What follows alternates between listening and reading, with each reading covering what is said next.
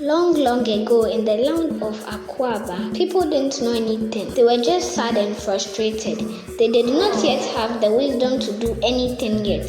One day, Mao decided that he would give the pot of wisdom to Anansi. Anansi was elated. What an honor to be distributor of wisdom to mankind. But one day, a greedy thought flashed through Anansi's mind. I'll keep the pot safe at the top of a tall mountain. Then I can have it all to myself. So he began to climb the mountain, but it was hard. He came tumbling down each time he tried to climb up. All the time, Anansi's young son, Ntikuma, had been standing at a distance watching. He said, "Wouldn't it be easier to climb if you tied the pot to your back instead?"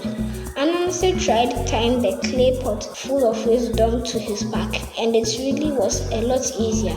In no time, he reached the top of the mountain. But then he stopped and thought, "I'm supposed to be the one with all the wisdom, and here my son was cleverer than me." Anansi was so angry that he threw the clay pot down. The wisdom was free for everyone to share. Everybody was happy.